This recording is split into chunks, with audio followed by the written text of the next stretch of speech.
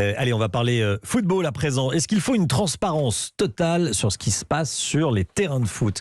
Les demandes de pose de micro sur les arbitres se font de plus en plus pressantes. Arsène Wenger, le mythique entraîneur d'Arsenal, vient de le demander. Cyril de la Morinerie avec nous. Bonjour Cyril. Bonjour. À quoi ça servirait? Comment ça pourrait fonctionner les micros sur les arbitres? Alors ça servirait à entendre devant votre télé les conversations entre les arbitres et se positionner d'abord devant les écrans du VAR, l'arbitrage vidéo, et puis les échanges entre l'arbitre central et les joueurs. C'est simple, un petit micro-cravate tout simplement.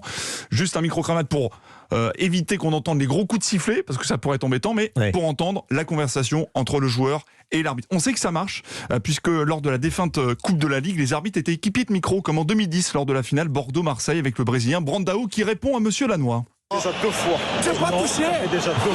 Non, j'ai pas touché. Voilà, j'ai pas touché. L'expérience n'a pas été prolongée, mais l'idée refait surface.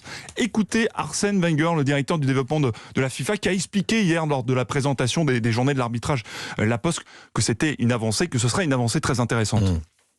Je suis personnellement pour la transparence et je trouve que c'est un des moyens d'élever le respect. Je pense que ce sera sans doute nécessaire.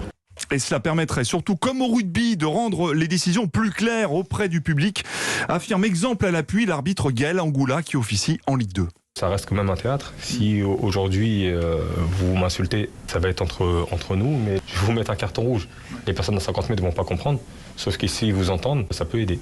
Voilà, 60% des arbitres français y sont favorables. La Fédération française est prête à lancer des expérimentations en Ligue 1. La balle est désormais dans le camp de l'IFAB qui régit les lois du jeu. Merci beaucoup Cyril. Voilà, pour le spectacle, on comprend. Bien après, sûr.